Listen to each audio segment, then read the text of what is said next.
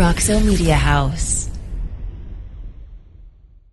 Jeff Wilson started covering the Texas Rangers in 2008, though he'll never forget 2021. Out on his own, he decided it was time to do a podcast, but his wheels were spinning until a nerd came along. There's no going back now. Welcome to the Texas Rangers Baseball Podcast. Here's your host, Jeff Wilson, and the recliner nerd himself, John Moore. Hey, everybody, and welcome to the Rangers Today Baseball Podcast. This is episode number 67. Today, Blaine Crim is going to join us from Puerto Rico, where he's playing ball again. He was the MVP last year. He's back this. He didn't start the season there. Right. But he came back for their playoff run and hit this magical walk-off home run that sent them into the final series. And so he's like a hero. And he was on the show in spring training before we had the studio, and God bless him, he did it in his car with his wife sitting next to him for like 30 minutes. And, yeah. He's just a fun guy to talk to. So absolutely. Maybe not as much baseball stuff this time as just catching up with Blaine Crim, because he's fun, man. I got some fun stuff. We'll talk about. And he's a good player. Yeah, and he seems like a funny guy. So I'm sure some of these fun questions about teammates and who's the funny guy and all of that, he'll probably have some fun with that. But you know what? We got to always talk big league stuff before we go to Blaine and then go down in the bus leagues. Yeah, not a lot happening right this week. No, there's not. There's been a little bit of talk. All of a sudden now, Jurickson Profar's name's come up a little bit. Yeah. Who, by the way, it's not a bad idea. I mean, it's obviously a little bit of an upgrade with what they have. Don't you think he's going to require more than 1 year? Yeah, and we all know, we all remember Jurickson. Jurickson was the top prospect at the time when the Rangers were going to the World Series, and then he got called up in 2012 before the Rangers faded in the last month. But hits a home run in his first at bat. I remember that as a 19-year-old. Did it in Cleveland, right? Yeah. I was not there. It was a day of we just had Henry, and so it was the first time the family was getting together to meet Henry at Mimi's Cafe in Grapevine. So anyway, while that was all transpiring, Jurickson Profar hit his first home run. And he was the reason that they traded Kinsler. They thought he was going to step in. He was going to step into second base. Kinsler was expendable and easy to move. And then the whole sholdder thing started. He kind of left here not extremely happy. Yeah, when he was traded, he'd had a great season. He'd had his best season. Yep. And I think everyone thought he was going to come in and play third base. There was concern about who his agent is Scott Boras, and there was concern that they wouldn't be able to extend him, and so they traded him. And it was a deal that they got Brock Burke, I guess, is the best way to look at it. They also got Eli White and a left-hander reliever who made the team. I can't remember his name right now. Real nice kid, but anyway, I've known Jurickson since forever. And he's always been a good kid, and he ain't kid no more. He's 30 years old. Smile on his face, and infectious, smart baseball player. Sometimes a little too confident. It's bitten him a couple times here, very publicly, but that's okay. But I don't, saying all that, I don't know that he's much of an upgrade. And you look at he's had some good on base years. He's had some good home run years. He can play left field. Obviously, he can play around the infield, so there's a lot of versatility there. But and another thing to consider, and the Rangers are pushing the luxury tax. And if you were to sign Profar for, let's say, 2 years and $10 million, that gets you right up against it. And if you are a contender and you need a piece at the deadline that's going to cost you some money, you don't have enough flexibility to do it unless you trade away some money. So I don't know. I don't know about that one. It's can you get from two players, whether it be Brad Miller and Ezekiel Duran or Bubba Thompson and Josh Smith, can you get the production that Jurickson Profar would give you? And I think you can get close.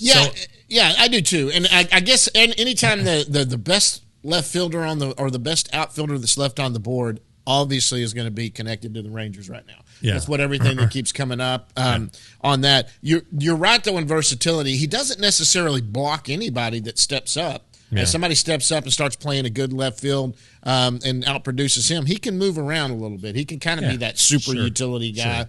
He can play right field. I mean, he's played some center field. He's not great out there, but a fill in real quick if he needed to. He can play the infield. We know that. Even first base. Yeah. He's played first base for the Rangers. Right. The deal is it worth the probably $20 million it's going to take, 2 years and 20? Yeah. But you got to bring it up. Interesting thing that you brought up, and we said, so what are we going to talk about here today? Because we're trying to find any news as we get ready. And you kind of brought up who do you think the face of this franchise is? Well, I think for a while it could have been Jurickson. By now it would have been if he'd have been here. The Rangers have always. I talked about this. We talked about it in the office the other day, and I talked about it with ESPN Waco this morning. It's Thursday morning, by the way. And they're great, ESPN Waco, by the way. They bring me on. They give me a chance to plug rangerstoday.com, and I always tell them rangerstoday.com, $5.99 a month, $60 for a year, cheap, good coverage, cheap, great coverage. Yeah. And also Frogs a Day. So there, we had some Kendall Brile stuff to talk about. Oh yeah. But yeah, this came up, and they brought it up, and it's a fair question. The Rangers don't have a face of the franchise right now, and they always have. Right. I mean, at least since I've known them, and which would probably be starting in the mid '90s or even before then. They had Nolan Ryan and then you had the Michael Young years, but there were a few guys that kind of stepped in. Yeah, but like Pudge and Juan and Adrian. I guess A-Rod at some point was the face of the franchise, without a doubt. And then it kind of transitioned into Michael Young and Elvis there for a little bit, and Adrian, of course, and so now who's your guy? And you kind of look at the roster right now, and it's like, all right, well, you look at the contracts. Yep. Corey Seager and Marcus Semien, who have the two biggest player. It's probably a position player usually, and they don't, unless it's Nolan Ryan. Right, but I don't know that Seager and Semien are the outgoing. They're not types, I'm not saying Adrian Beltre was outgoing, but he would do goofy stuff on the field, and he's going to be in the Hall of Fame, and right. So that teams became synonymous with Adrian Beltre, right? But now and we have Semien up here in the background. I don't know if you can see him behind me or not, but he's probably my estimation or my educated guess is he's the guy in the clubhouse who's the face of the franchise in there. He's the kind of the stoic guy, kind of the I don't want to say the team spokesman, but we go to him and he's more available than Corey on hot button topics or after a bad loss or a nice win, and then Corey's just more reserved. He just doesn't. He's very routine oriented. He doesn't get away from it much. He's not in the clubhouse very often. Right. Martin Perez is from a vocal standpoint is probably a really good leader, but and he was an all-star and their best pitcher and last year. You got this guy up I too. think Nate Lowe's got the personality. You see it every game. You see it at first base when he's talking to guys in the clubhouse. In the clubhouse, he likes to have fun. Yeah. He's coming off a great year. Yep. He probably needs a couple more years to reach face of franchise status. But I think right now though you would probably say it's Semien, Seager. They're probably they're on the cover of the season ticket ads. Right. The Rangers at this point are selling hope. They're selling what they've done financially. Maybe Jacob deGrom is the face, if he comes out and has a great time. But again, another guy who doesn't seem like he's terribly outgoing. So, and that's fine. I'm not being critical of him. Just like when you think of a face, you think of smiles, happy. Yeah, the guy that's there in front of the camera. He comes out. He's fun with the fans. Does all of that. Sure. And not to take away from Semien and Seager or Seager. And I think Seager gets sort of a bad rap. Like you said, he's a routine-oriented guy. Yeah. He's probably the guy that has the potential to put up crazy numbers, and especially this year. But he is a focused dude. I mean, he's got his routine, and it's but by the end of last year, he was getting more and more friendly. You could go by and say, "Hey, Corey," and all of that, and he was saying hello. He's never been unfriendly. And he's never been, but he was. I remember at spring training when we got to, he had his little routine thing, and he would stop what he was doing if you came up near him. He didn't want to do his thing, but that might have just been him being new too. So, but anyway, so my candidates for face of the franchise are Nate Lowe, Adolis Garcia, even though he doesn't speak English, I mean, he can speak English, but when he gets comfortable with English, but, he smiles and plays with passion and all that stuff. He's somebody who could grab that mantle, I guess, if you want to call that. And then maybe Josh Young can become a young star. He homegrown, drafted by the Rangers. He says, he's a little reserved right now because rookies are supposed to be reserved with the media, but he says some funny things every once in a while and has fun. So maybe that's who it becomes. But I'm going to write about it on Sunday in the Sunday Read. I'm also going to unveil my Hall of Fame ballot. T.R. Sullivan's has sent his in to me. I haven't looked at it yet, but he already wrote that he's going to have R.A. Dickey on his ballot. So yeah, he did. R.A. Dickey's going to get a vote. It always comes down to I don't know space or what have you on the ballot. The steroid guys who before MLB did anything about it, I'm okay with it. But if you broke the rules after, then I'm not okay with it. It's a fine line I walk. So, but I've written this before. Manny Ramirez and Alex Rodriguez, they broke a law or a baseball after baseball taboo area, and so they don't get my vote. Right. I did vote for Bonds and Clemens though because MLB profited off of them so much, and the Hall of Fame did too. And they never tested positive. They were just in the report. Obviously there's a lot of evidence, but it's hypocritical, in my opinion, for the Hall of Fame and baseball. And even though they say they're two separate entities, it's hypocritical to not say that those two don't belong in the Hall of Fame because baseball made so much money off of them. Okay. And so I just can't separate them, but once they drew the line in the sand, all right, you can. So Rafi falls in the category of once they drew the line in the sand, and then he got busted afterwards, and wagging his finger at people too. Yeah, what a bad look, poor guy. Yeah. But, and you've met Rafi and talked to Rafi probably a couple times. He seems like a decent guy. He's kind of more reserved too. Yeah, I think he's a bit bitter of that. Well, so where do you land on Pete Rose? No, you say no on Rose because he broke the rule. Yeah, and I mean there are people who I've considered friends in the game who are adamant about steroid guys and Pete Rose. Yep, and and it's something that you learn right away, and when you call up, it's it's posted in the clubhouse. The rule, you can't gamble, right? And so there, and you're the people you listen to and trust the most kind of help forge your opinions. We're split on the steroid thing, but it's I always thought it'd be cool to vote for the Hall of Fame, and it is. Hey, that's a privilege you've earned. It's going to be fun next year to vote for Adrian Beltre. And he's a first balloter for you. Oh yeah, and but it can be tough, because everybody. I guess not everybody makes their ballot available to the public. I don't know why you wouldn't. And it's just it's like this year. I won't have 10 players. I've already decided that. I'll the guys who I voted for last year will be on the ballot. Right. So it'll be like Andrew Jones I've voted for every year. Jeff Kent I've voted for every year.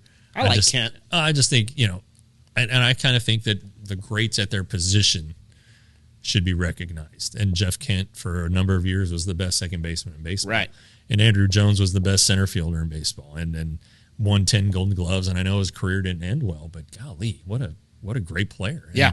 Same thing with Jeff Kent. I don't know if he gets a bad rap because he was with Bonds and might have been a little prickly and whatever, but support has gone up for him this year. And right. And another thing with those steroid guys off the ballot and with Curt Schilling off the ballot. Right. And his controversial This was about what politics. His mouth. Yeah, his mouth got him in trouble. And I wrote about this too. that's just wrong. It shouldn't factor. No, people look. Journalism it's just fact. Supposed to be supposed to be unbiased, but it's filled with Democrats. Sure. All right. And so they don't like the stuff that he said. Right. And so that cost him. I mean, he was on the cusp after year 9. Year 10 was going to be a shoo-in, and then some political opinions came out, and I think it was his response to the January 6th stuff, and it hurt him that year. And then he said, I guess after year 8, he should have been a lock just on the math. And then it hurt him that year. And then, after that, he's like, look, I don't, he took some shots at some sports writers. And so he said, don't vote for me. And a lot of guys didn't vote for him. I kept voting for him.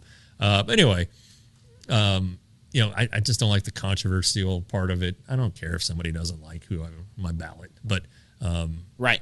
It's hey, you get a privilege. It's a little bit of a headache at times. I can imagine, but you get to vote. That's pretty cool. Yeah. How long have you gotten to vote? I don't know, 5 or 6 years. So you have to have 10 years in the Baseball Writers. You're in the Baseball Writers Association. By the way, $5.99 a month for Rangers today. Yeah, for Rangers today, we got a member of the Baseball Writers Association who gets a Hall of Fame vote. 2 guys with does TR still get one? TR's honorary. He still gets to vote. And so that are part of Rangers today, and that's a privilege. I mean, I think that's really cool. Yeah. And it's interesting. I hate that little stupid things get in the way of people. That you should be voting for accomplishments on the field. You should leave the other stuff to the side. Yeah. You can dislike a person and know what they did on the field. I know Bonds could have been prickly with people or whatever, but on the field you can't dispute what he did on the field. Yeah. I admire a lot of people, whether they're actors or whether they're singers or whatever, that might be don't believe anything I believe in, but I like their music. I like what they do. When they're doing their talent, it's their talent. Yeah. You know what I mean? You're allowed to go have an opinion about something afterwards. And, I guess we're learning in today's world. Maybe you just got to keep them to yourself sometimes. But like you look at the Oscars. The Oscar ratings have gone down because, everyone gets all political on it. These are some talented people who are wonderful actors who I like. And you just want to go, don't say that. Just go up and take your award because you did a great job. And, people are entitled to their opinions. Absolutely. And you remember LeBron James and the gal on Fox News, Laura Ingraham, who said just shut up and dribble or whatever. And, it ruffled some people the wrong way, and I get it. But anyway, I don't think that stuff should factor in. Exactly. Let me ask this. When is Ichiro up? Pretty soon, I think. Did he go the same year that Beltre went? Maybe. He's a first ballot guy. He's got to be. Yeah, I mean, this is the guy that ended up beating Pete Rose. Now, that was combined with Japan. Right. But I don't care. I mean, he got here at 29 years old or 28 years old. And I remember watching those stories of Ichiro when he got here. Mm-hmm. And the manager was, what's his name there in Seattle? Lou Piniella? It was Piniella. And Ichiro kept hitting these little dinkers down the left side in all the spring training games. He was getting really ticked off at him, getting pissed, and he's like, what are you doing? And he kept saying, it's a process. And then the season starts, and what's he do? He just turns into the guy. I mean, this hitting machine. But, I was wondering about that. I haven't heard Ichiro's name. He's eligible in 2025, so the year after Adrian. So okay. Adrian will be on the ballot that gets sent out in December of 23, so December of this year. Ichiro the next year. So there's two first ballot Hall of Famers coming up. Yeah, sure. And I don't think it's an argument about it. And Ichiro, I used to love to hate him because he played against my team, but man, what a unbelievable talent that he was. Adrian the same way. So yeah, it's interesting. Like the guy who's on the ballot for the first time this year is Carlos Beltran, and he probably was, but then the Astros thing, and how badly does that hurt him? It shouldn't. I'm going to be honest with you. The Astro thing ticks me off on a lot of deals, but when you come down to it, if you're going to stick to your politics aside, did he earn it on the field? Now the question is, do you think he earned it on the field? That's the question. He's a pretty good player. He was good. Yeah, switch hitter, had power from both sides. I mean, he was a talent when he came up. I remember that for sure. and played a long time in the league. So that's where you're. You know what? I don't have to make that decision. I do. Yeah. No. Okay. So handy dandy phone here. 2024 eligibles. Aside from Adrian, Jose Bautista, no. Bartolo Colon, Adrian Gonzalez, Matt Holliday. Now Colon's a different one. Joe Mauer will be an interesting one next year. Oh yeah, I love Mauer too. That was a talent. I say yes. Chase Utley, not a bad player. In 2025, it's kind of thin. Felix Hernandez. Right. So I think that's a yes. And Ichiro. Ian Kinsler. Okay. Francisco Liriano is an interesting case. He was great. He just wasn't great long enough, maybe. Right. Dustin Pedroia. That's an interesting one. Him and Kinsler are always. CC Sabathia. Oh, wow. Ichiro. I mean, that's a pretty good one. Well, you got Ichiro that's a first ballot. Then you got all those guys that are. The standard has to change. It's going to be close. Yeah, and the standard starts to change on the Hall of Fame balloting because guys don't get 30 wins a year anymore or 25 because they don't make that many starts. They don't get 250 innings or 300. 500. Well, 500 homers, yes. Sorry, that was a bad example. But right. So, 300 batting average, some of that. Yeah, exactly. Fewer of them. And, the starting pitchers don't get to 300 wins anymore because they're, the way the game's changed that. So you got to look at different aspects of it. Did they dominate their time? It's kind of the way, because numbers aren't going to be like they used to be. You look at people look at Nolan Ryan, who never came out of a game. Even though, he would pitch 280 pitches in a game and he would go 14 innings if it needed to. Sure. I mean, they don't do that today, so it changes everything. But that's kind of where the metrics come in and, looking further than wins, losses, and stuff like that. You kind of look a little deeper. So it's more than just checking names. There's a little research that has to be done. Well, we are a Rangers podcast, so maybe right. Let's get to one of the players that's potentially could be in the big leagues this year. I think some people think he's got an outside shot. He's definitely, if the bat keeps doing it, Boch will get him some at bats somehow. He's just a little block. So, guys, right after this, we're going to go down to Blaine Crim. He'll be joining us right after this.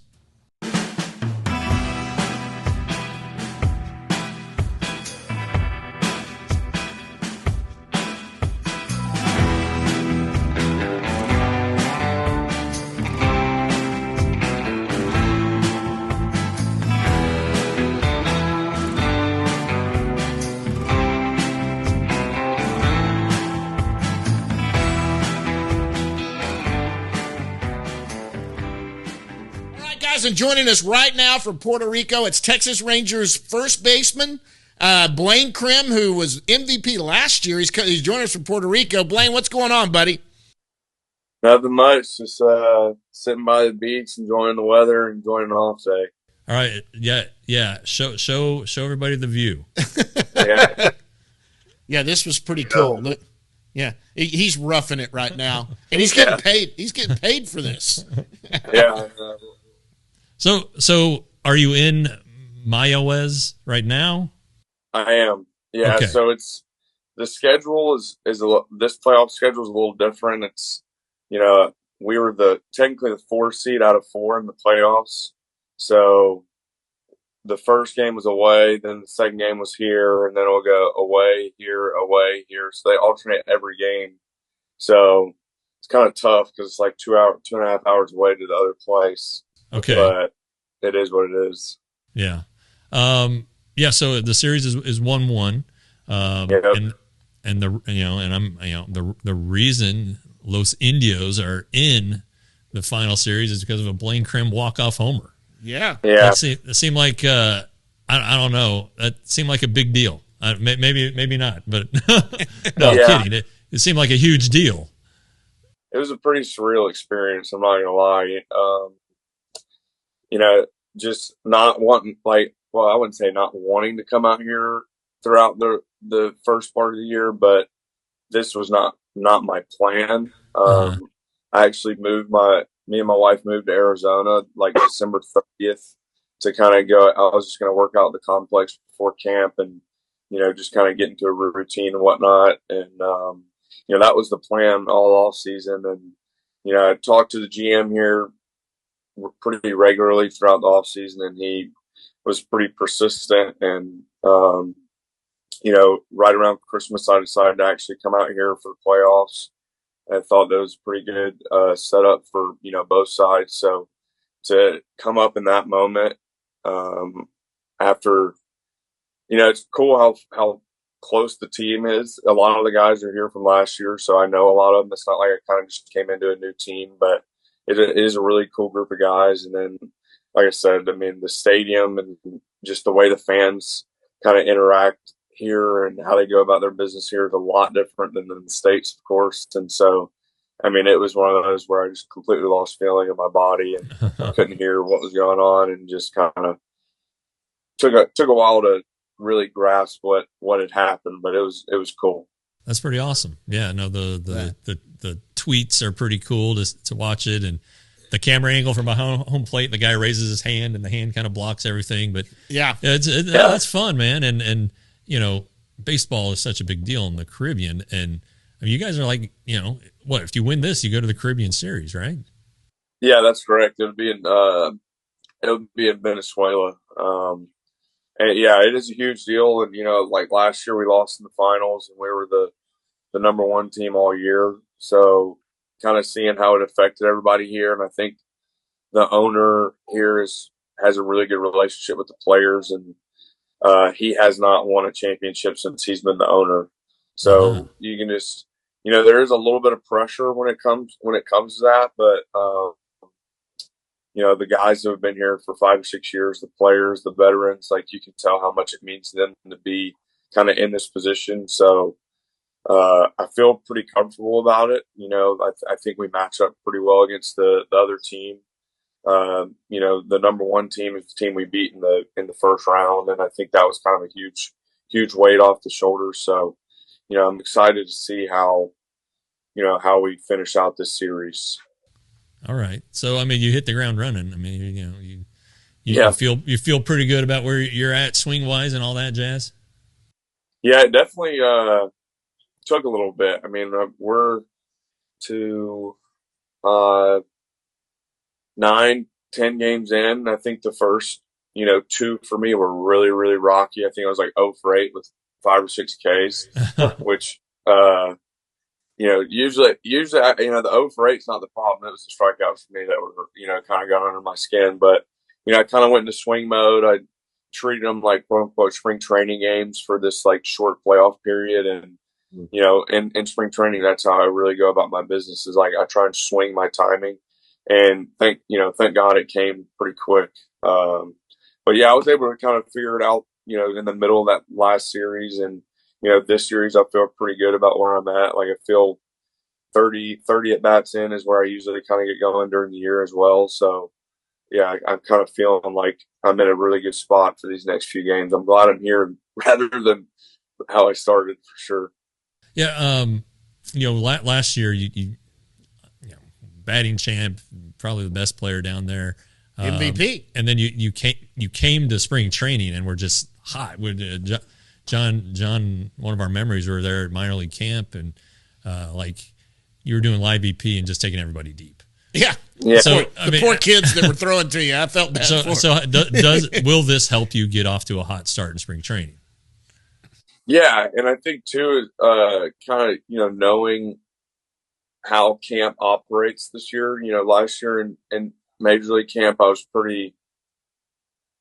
Nervous, I guess, is just the easy way to put it. I didn't know how to go about my business. I didn't know what it was about and how you handle yourself being a guy in my position. So I think this year, kind of knowing how everything works and like knowing the guys in the clubhouse and having relationships with some of those guys is really going to help too.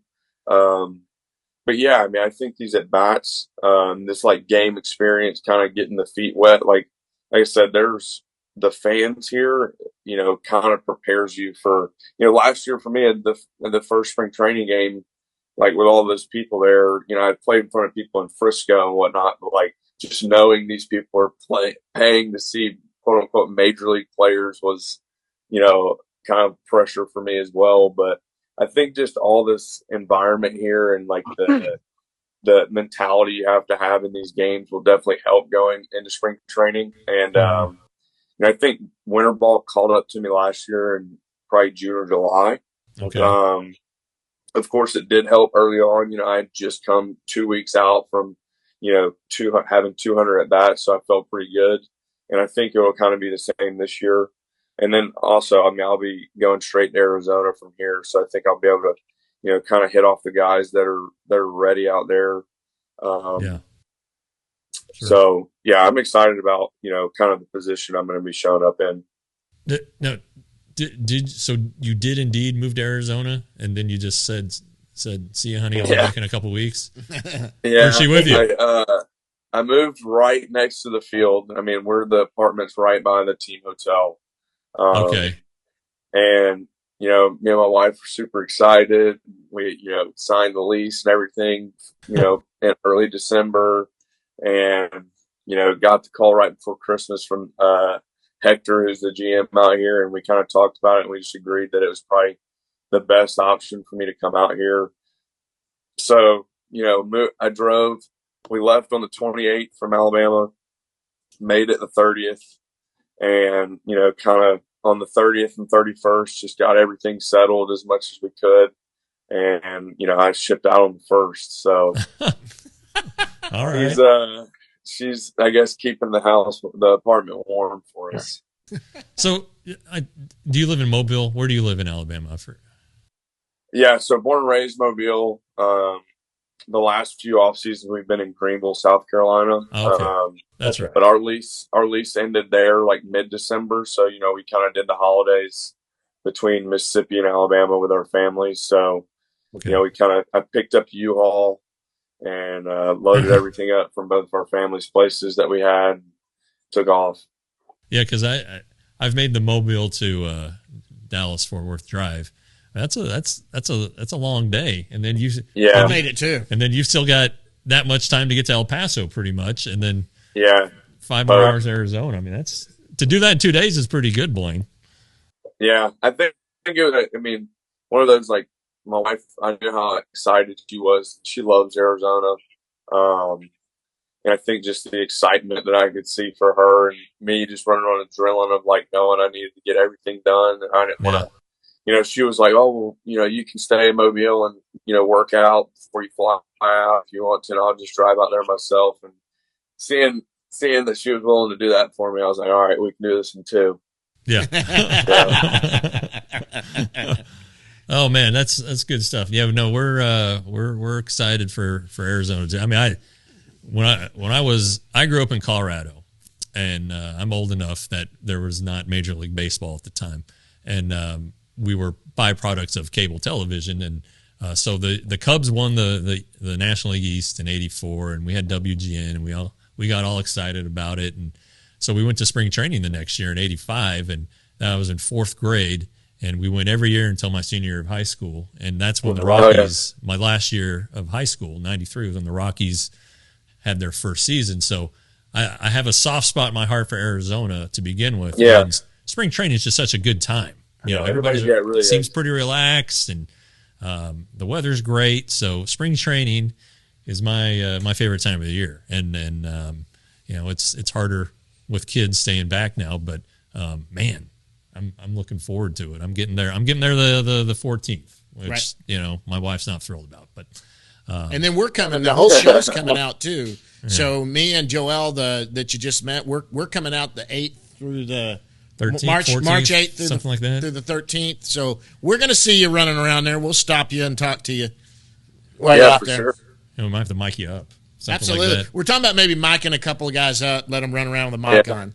So I'm used to it. One of these guys on my team here, he mics us up all the time. Is that right?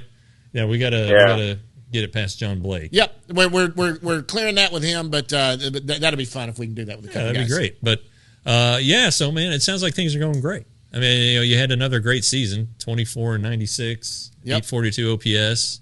What was AAA like? I know you got a taste there at the end. Yeah, that was like a kind of a surprise to me, just because of where the AA team was at going. Knowing we were kind of fighting for that playoff spot. So the thought of going to AAA. Of course, I think every player likes to play GM throughout the year for their own career and whatnot. And I thought that AAA, time period for me that year had passed. So that was of course a pleasant surprise, and, good group of guys up there. I knew a lot of them. And it was definitely an adjustment of like, you can just sense the sense of like these guys are polished and they're like veterans, or, even the younger guys, like, they had this sense of like confidence that, they know how to go about their business and they're confident in who they are. And, like pitchers, the velo might have dropped down a little bit from AA, but, the mistakes also went down from pitchers and stuff like that. So, I definitely think I'm definitely happy that I got to, kind of experience it for those 3 weeks there, going into this year and knowing what to expect. And, I'm really happy that the guys down in Frisco were able to pull it out too. I was keeping up with them the whole time. That was, really cool to see. But yeah, I think AAA, I'll have to definitely get adjusted to that strike zone because I only had it for 1 week out of the 3 I was up there. But definitely excited to see it. And I think there's going to be a good group of guys there. And I think the league's really cool as well. I think, the spots that we get to go to are, places I've always wanted to go and always wanted to play. And so, yeah, I'm excited. Yeah, the automated balls and strikes, the ABS. Yeah. Was that weird? Yeah, it really was. I mean, the first, I was up there, I guess, 2.5 weeks. The first week we had straight ABS, and the next 2 were the challenge. So the ABS was definitely an adjustment. I think it's lower than I anticipated. Okay. And especially for me, I love hitting pitches up in the zone and seeing some of those balls, like, the pitchers don't necessarily want to throw it there as much. Yeah. Just because they know they can get pitches down. Like, we faced the knuckleball guy that week, and he threw a ball that he threw multiple balls that bounced behind the plate that were able to be called strikes because he dumped them in the bottom of the zone. It's where they cross. That's how they look at it. Yeah. Yeah. Oh my gosh. And it's just like, one little seam of that ball hits the zone, it's a strike. So, I mean, I think it's, it'll definitely be an adjustment, but, I think knowing, getting a better awareness of the zone is going to help guys in the big leagues, I think. So, yeah, I think it's a new challenge, but it is what it is. Yeah, that's interesting. It really is. Yeah, no kidding. Yeah. All right, the thing I'm interested in right now is what are you going to have for lunch? What is the food in Puerto Rico? No kidding. What's the local dish? You gonna go out and catch you a fish or something? Yeah, well, I did get some fish last year, but they were just tarpon, so we weren't going to eat those. But no, there's a multiple grill setups out here actually that we got a pool over here behind us. So that's really been the off day thing. Is I like cooking. I got big into cooking this off season for my wife when she was at work. I really tried to kind of hammer down on my diet as well, so I needed to cook a lot more. Yeah. I think we've been doing a couple off days ago. We did steak and chicken wings, and like there's probably 5 or 6 players that live here, and probably 5 or 6 coaches as well. And we all went out, grilled by the pool. The other day we had some burgers and dogs. And today I'm going to throw some steak on the grill, and we're going to go out there and, kind of make our own tacos. But I think the local dish, I guess, would be, rice, beans, chicken, or, there's mofongo, which is kind of like a mashed potatoes, but it's plantains with some chicken and whatnot in it. So there's definitely some good food out here. I came back heavier than I wanted to last year for sure. I was more mindful of this year. Is there a beer of Puerto Rico, or is Presidente the beer of the Caribbean? It's a Medalla Light, or Medalla. We're actually sponsored by them, so so it's in the clubhouse. You got to keep them happy. Say it again. Medalla? Medalla? Yeah. It's and what's crazy here is like the beers are way smaller. So like the Coronas are like 7 ounces. Yeah. So the sample size, they're like way smaller. So that's a tough adjustment as well. the way I've been to the Dominican a couple of times, and the way it was explained to me with Presidente is that it's not like regulated, like, so you might get a bottle that's like 10 ounces and then one that's like filled to the absolute top. Yep. And so there's like no standard for measurements or whatever, like here. So, but I love an ice cold Presidente.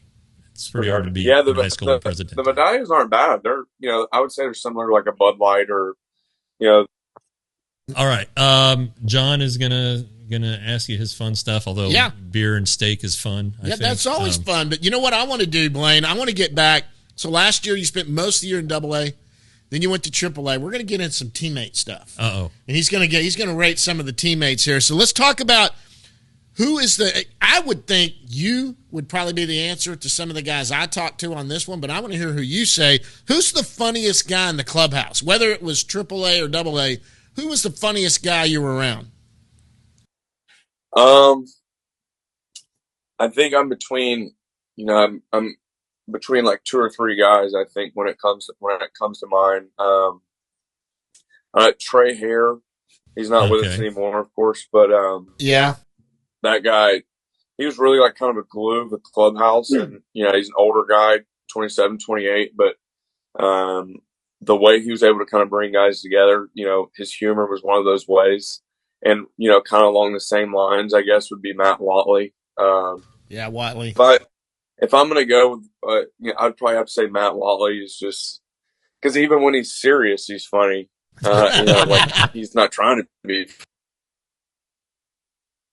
funny, but he is. But at the same time, that's what makes him the teammate he is, and he's definitely a guy you want on your team. So I guess Matt Watley, and then Justin Foskey's antics and the way he goes about his business and his facial expressions are pretty funny too. He's one of those guys that like, he's just funny just because when you get to know him, how he is, but to the naked eye, I don't guess he would be pretty funny. So I guess my final answer would be Matt Watley. Okay. But Foskey's kind of got that grin, what was it, Cat and the Canary? I mean, shit-eating grin. I don't know. I don't know if you want to go that far, but I can see what you're saying on that. You there? Yeah. Okay. Yeah, I think I lost for a second, but we're back. That's all right. You had answered the question, so we're good. I know the Puerto Rico Wi-Fi may not be as fun as it is here. It might be in the Roxo Media House Wi-Fi Could be too. So exactly. let's not throw Puerto Rico. Okay, so we went with the funny one. Now who's the best dressed? I mean, best dressed too. Who's the dapper guy that looks good every time? I would say Jonathan Ornelas. He's the pretty boy. He's got the curly locks. He's got the he's got the swag on the field and everything, but he backs it up, which is super cool to see. But he comes in the clubhouse looking good. He's got some swag, and I'm sure that game is only going to go up as well. But really good dude. Really, he's got he's Juicy J. He's Juicy J. But Juicy J. All right, that's funny. Okay, we're gonna have to ask him about that. Okay, now this is always a fun one.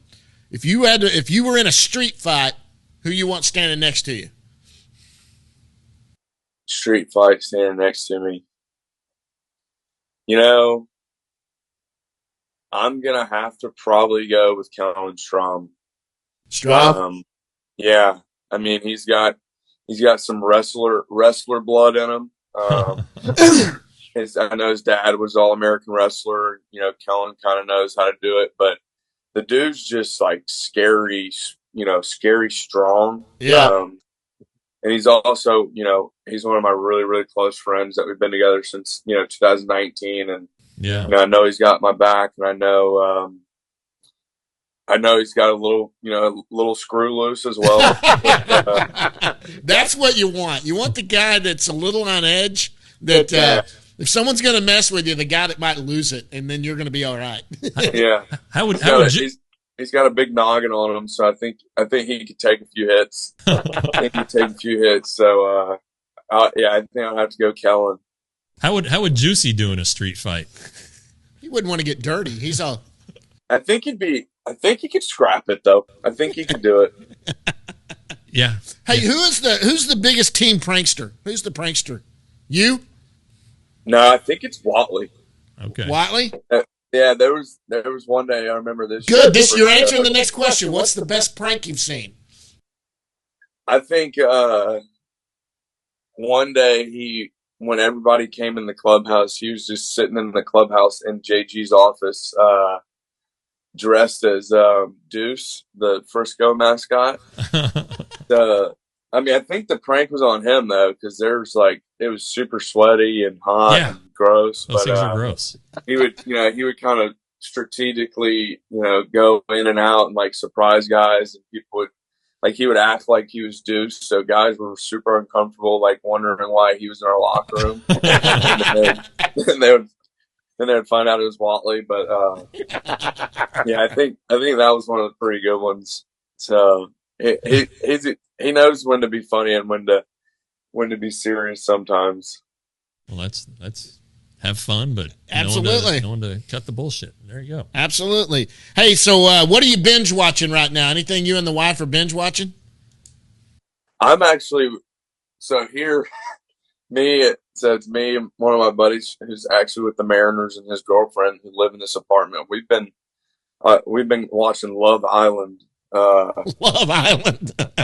Not crazy proud of it, but it's a pretty good show. The UK version, it's pretty cool just to see how they go about their business. But personally, I love Dexter. That's kind of what I was watching. Oh yeah. In the States, and I had 9 hours of flights to get out here, and so I watched 9 episodes of Dexter, and I'm pretty close to finishing that up. But all right, I think Love Island. I never watched Dexter. It's great. I mean, I know what it's about, but I never watched it. It's great. It's a serial killer who kills serial killers. Yeah. It's awesome. It's phenomenal. Yeah. So Love Island. I've also seen that there's MILF Island now. Yeah, there is. I did see that commercial actually while watching Love Island. Well, maybe. Well, might be next. There you go. You never know. No, next though, you got to watch The Wire. I think I told you. I tell everybody this. The Wire. It's the best. It's great. Oh, I have heard great things about that. That's a great one. All right, so let's do.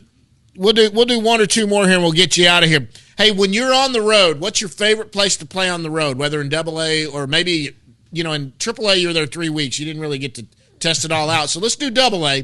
What's your favorite place to play besides Frisco? Amarillo, without a doubt. Hitters Ballpark. Yeah, it is hands down Amarillo. It is like glass on the infield's like glass. You feel like you could putt a ball from home plate to center field and it just stay straight. So you have you have confidence that if you hit it on the ground, it's probably getting through. And then, it's almost one of those places where if you just get it in the air, it's got a shot. So, I think, just as a team, when we walked in there, we just had this different mindset as an offense, and it was really, really fun watching us hit there. Sometimes they hit just as many home runs, but we definitely had our fun there. So, is it the wind? Is the wind always at your back? Is it just a short fence? The wind rarely blows in. I'll say that. It's never like you never go out there and you're like, oh, the wind's blowing out. It's a good day to hit. It's just a slightly higher elevation, but it's right. Like the something about the it's like 320 down the line. So that's of course 15 feet, shorter than Frisco, and then the wall is okay high, but there's Trey Hare had 5 home runs there that 1 week this year, and he hit 4 of them oppo, like right down the line. He just was able to master it. Okay. And then you got, someone hit one like top of the scoreboard. I think it might have been Stowers. Like the ball just jumps there. It flies. It comes off the bat hot. And then, 95 exit velo is like might be a home run dead center there, which is just, that doesn't really make sense to me, but the hitters are not complaining. Well, no, I've never been in the ballpark. I've been through Amarillo several times on the way to Colorado and whatnot, and I mean, it's a downtown ballpark. It's not like downtown Amarillo is not sprawling. Right. And it's also not like it's, Manhattan with skyscrapers all around it. Right. So there's nothing to knock the wind down really, but I remember when they built it and it's pretty cool. But it's a beautiful park. It really is. And do y'all fly up there or drive? We drive, yeah. It's not too but bad. they pull a lot of fans. I mean, it's always great atmosphere. But it's just, it was always the thing in Frisco. Like, even when I got called up there in 21, like the guys were like, "Look, you get your homers in Amarillo," and I was like, "Oh yeah, sure." And I went there and I was like, "Yeah." And then I'm sure as heck telling the guys this year, "Hey, when we go to Amarillo, you better have your swing locked in because that's where you get your homers." Well, I mean, if you're a AAA, that's what it's going to be like in Reno and Albuquerque, and I think even Vegas. That's exactly how El Paso was when the first week I went up there. El Paso, honestly, flew even more than Amarillo. It was just a bigger park. Okay. Yeah. All right, last one. What's your daily routine? I mean, when it's a game day, night game. Normally, games start about 7:00. What's Blaine's routine? You get up at a certain time? Are you eating breakfast? Do you do a workout? When do you get to the ball field? What's your routine? Yeah, so I mean, of course they differ home and away. At home, especially if my wife's there, we usually get up there, get up pretty decent time in the morning. Breakfast is kind of our thing just because that's how it's had to be through baseball. So, we'd, especially living with guys this past year, we tried to, make breakfast our thing. Didn't do it as much as we wanted to, but, and then, of course we'd bring my dog Oakley with us. So we sometimes we go to the park, sometimes we do that, but usually in the morning, just try and have some time with her, some time with Oakley. And then, I like to get to the field pretty early. And even if it's just to sit there and kind of get in the mindset of like playing a baseball game. And I usually, Vinny, our clubby in Frisco, was really good about the food. So I rarely had to go get food on my own. But get there, kind of casual, eat what Vinny had, maybe play some cards with the guys. And then, 2 or 3 days a week, I'd have a workout. Tougher to do during last year for me, just because I had that, I didn't really have a break. This year will be a little different. I think I'll kind of be able to hammer the weights more, but, and then, do a little routine in the cage. And then, when it goes to hitting on the field, if I decide to hit on the field that day, take some ground balls and, hit on the field, depending on, kind of what type of pitcher we're facing and, his pitch shape and, stuff like that. So, do that and then come in, kind of take a shower and then kind of chill out, get ready for the game and try and give myself like 30 minutes before stretch to kind of, seclude myself or just try and like, tunnel vision and, get my energy drink in me or my pre-workout, whatever it is. And, get ready to go when it comes to that. But honestly, I've tried, one of my New Year's resolutions this year is, I kind of want to journal and I, really trying to get back in, I consider to be a man of faith. And I'm trying to really get back into like, shifting my priorities. It's really easy to, lose sight of that. So I'm trying to really hammer down on that. And I've been doing that pretty well out here. Which of course my wife's not here. My dog's not here. So I'm trying to establish a routine that, is that I can carry over to the state. So, here trying to wake up at a decent time, getting the word, get some journaling in. And then I'm also trying to just read books in general. So I'm reading a really good book right now, which I know it doesn't go well with me saying that I'm trying to get back into the word. It's the subtle art of not giving, an F word. I don't know if y'all have seen that book. But it's an incredible book. So trying to, even at the ballpark here, if I find myself not doing anything, I've already worked out, I've already done something like that. Like I don't want to kind of just, sit around and, let my mind like go all these different places. So I do bring my book with me to the yard and stuff like that. So definitely a shift of what it was last year. I think seeing those major league guys in camp last year, seeing how routine oriented they were, trying to kind of develop that and, just hammer down and kind of build it as I go. So cool. The subtle art of not giving a flip. Yeah. Yeah. He didn't say flip. He said it's the F word, but that's good. Well, flip is an F word? Absolutely. And you know what? And I'm a Christian guy too. So, but believe me, I've dropped an F-bomb, and I'll drop one later when somebody cuts me off. It's not about that. It's about I know where you're trying to get it with your head, and that's cool. Well, listen, man, we can't thank you enough for coming on here. Hey, and if this journaling thing takes off, there's always room for you at rangerstoday.com. Absolutely. You can do something that, do a player diary. Absolutely. Something like that. A player diary or something, because the stories of minor leaguers are intriguing. And there's a group of people out there, Blaine, they live and die through minor leaguers. They love them. They just want to know, for us, when we see in the big leagues, it's going to be great because we've been friends of yours since you've been in the minor leagues. So when you get up there, it's going to be awesome. But that might be cool to do. Yeah. Hey, what the heck? We'll talk. For sure.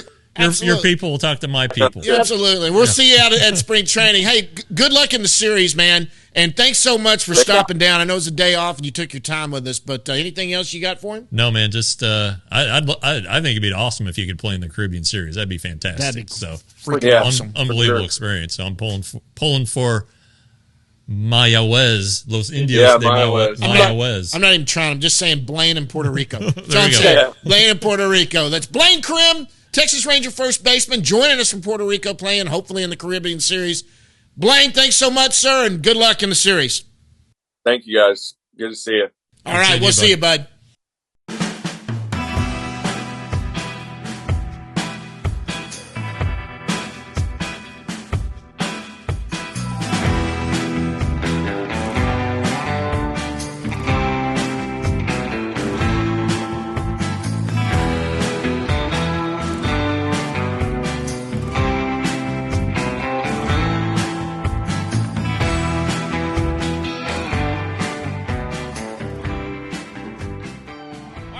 Thanks to Blaine Crim for joining us there. He is out of the country, so it's good for him to give us a little time there. But, with that being, it kind of segues right into what we need to talk about, which is down in the bus leagues, which we go into the minor leagues every year. Yes. I mean, every week. And every year. And this might even expand to something more. We've talked about that. But let's go down to the bus leagues right now and talk about the minor leagues and what we did. The new staffing's been done.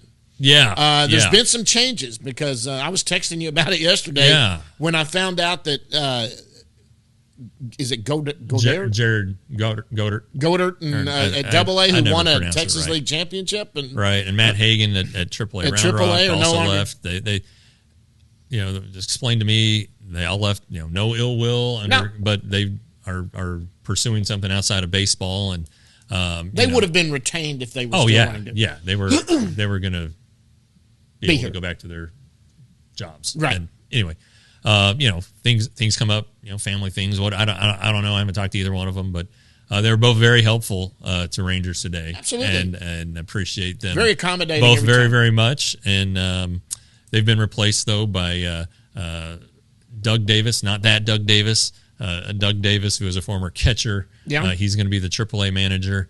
And Carlos Cardoza, who also very helpful. He was at Hickory, a friend of Rangers today. So he'll be in Frisco, and so that'll be good for everybody. Media day here, we'll get a chance to talk to him. Everything will be great. He's a good guy. We'll see him at spring training. A lot training. of energy. Yeah. Players really like him, and he's risen through the ranks each year. He was at Down East, then Hickory, now Frisco. So. Maybe Doug Davis shouldn't get too comfortable in Round Rock. I don't know, but anyway. So and one change that caught my eye. Jordan Teagues is now the pitching coordinator. He was the co-coordinator last year. He's doing it all this year. Danny Clark, who's been in the organization forever as pitching coordinator, he's now moving to the mental performance side. I'm sure he'll still have his hands all over the pitchers, and we'll see him in uniform at spring training. Right. Love DC. So when I didn't see him on the coordinator list, I fired off a text message without reading it's all stated in the release. I fired off a text message and got answered, and everything was. You were okay then. Yeah, my nerves were assuaged, whatever the word is, cooled down. So, but yeah, it's a big deal, and there've been some changes in player development. There's 2 new pitching coaches at AAA and at Frisco too. Right. And look, they're going to be handling some good arms. Yeah, those AAA and AA rotations, I'd be pretty spicy. Well, and the teams too. I'll tell you what, guys, if you do not get out to Ranger games all the time, but you want to see some future Texas Rangers playing, you need to go out to Frisco. Yeah, that is a great place to go watch a ball game to take your kid. It's not too expensive. They do a great job out there, and the product. For a few years there, the product on the field was kind of the in-between. You either had, maybe you got AAA, but all the young guns were down in lower high A. All the talent that's top in this organization, they're all starting at about AA and AAA now. I mean, you still have young guys, don't get me wrong. Right. Especially some of your Latin players that are coming into the system. Sure. Man, the talent at Frisco and at Round Rock is going to be good. Yeah, Excuse me. I think that Round Rock, you're probably looking at a rotation that Colwyn will probably start there. Could get Jack Leiter. Absolutely. Probably Cody Bradford, Zach Ken if he doesn't find a way onto the team, and that's pretty salty. And I'm sure I'm leaving somebody out, but AA will have Vanasco. Owen White. Owen White will probably start there.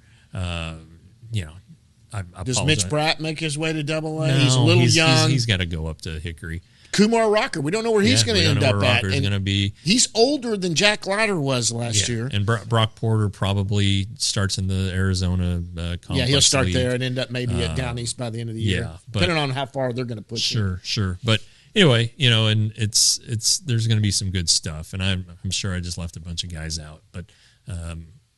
I need to dust up on my prospects as we're going to have some prospect rankings coming out, you and me, and then Baseball America came out with its top 10 Rangers prospects Wednesday, and then a couple of changes. Tuesday, and then Wednesday unveiled their top 100 list. The interesting thing about the top 10 list: Carter, Owen White, and Josh Young third, Acuna fourth, Jack Leiter fell to seventh. Yep. Justin Foskey. I work for Baseball America. I'm their Rangers correspondent, and once a month I write a little profile on a prospect, and it's fun. And so I don't want to. What is it? Bite the hand that feeds me, right?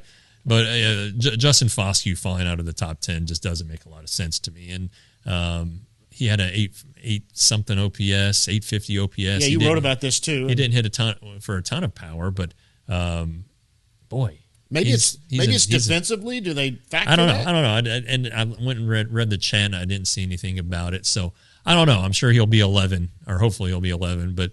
He's going to be in my top 10. He's probably might be my number 5. I mean, I just really like Justin Foskey, friend of the show, but beyond that, good player who the Rangers really like. And I don't think they want to trade him. And the thing is, the Baseball America did like its projected lineup for 2026 and had Foskey as a designated hitter. So, pretty interesting. And then Gutierrez jumped up there. Yeah, Gutierrez was 5th, and he's the young Latin outfielder that he. What is they he? signed 19, him last 20? year. I think he's 17. 17 going on 18, and so this year he's probably going to stay stateside, maybe play. Yeah, he didn't make it out of the complex league. He tore up the Dominican Summer League. They kept him in the complex league. I would be shocked if he didn't start it down east. With those guys, Gilder, or is it Glider? Gilder, Figueroa, Daniel Cueva, Jason Moore will all be on that down east team, I would think. Which is, unlike last year, is probably going to be a pretty talented team too. Yeah. As far as young kids that are with some high projectables. Right. Do you think what's his name, the new Walcott? He'll probably. Do you think he stays? He's pretty young. Yeah. I think he'll probably follow the Gutierrez path last year. Start in the Dominican. Go to the Arizona Complex League. See if he makes maybe go to down east. He'll be at spring training at some point. So Probably that's what late. it is. Think Yeah. he'll be at spring training. Probably late. But What anyway. about Guerrero? We think he'll come in. I don't know. He's young, but I'm sure he might have some. Does he have some dual citizenship? I don't know. His dad was here all those years. He's fluent in English and speaks it unlike his dad. Yeah. And, so I don't know. I mean, he was only $100,000 sign. It's not last year the Rangers had two guys signed for seven figures and didn't have that this year. So it'd be interesting to see. But they're high on Walcott, and the takeaway from International Signing Day, as I call it, or is that Walcott, not Pablo Guerrero. Walcott is a big deal. Yeah, and he is the jewel of the group. Yeah. I mean, he was a top 10 prospect. He's gonna be in the top 15 probably when all is said and done and spits out. So this is a really good player. I know there's a lot of excitement with the Guerrero name and sure, the lineage and the potential, but right now it's Sebastian Walcott. Right.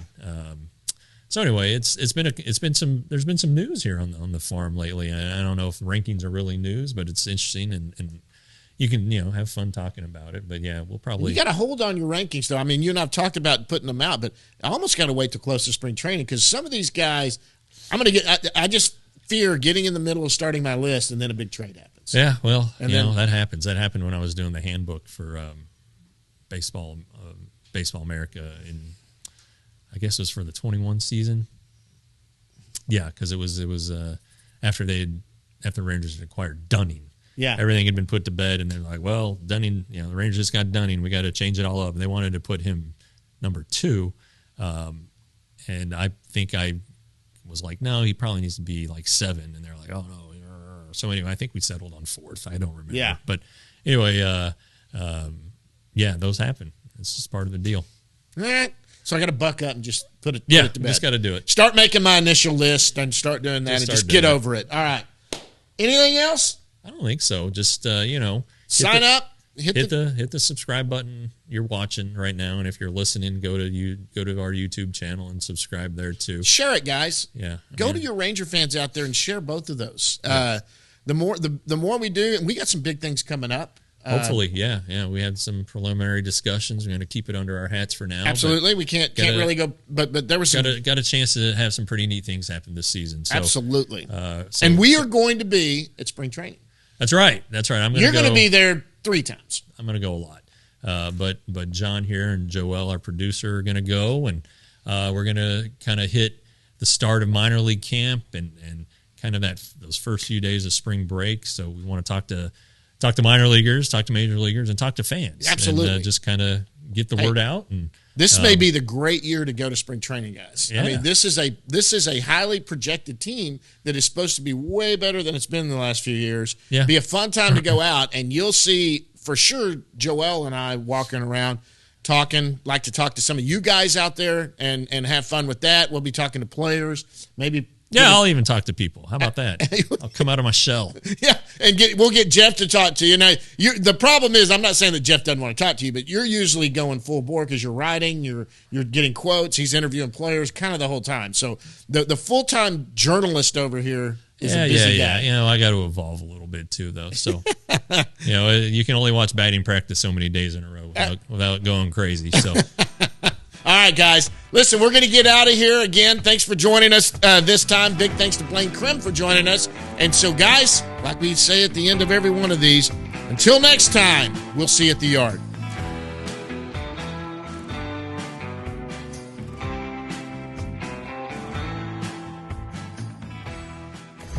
Roxo Media House.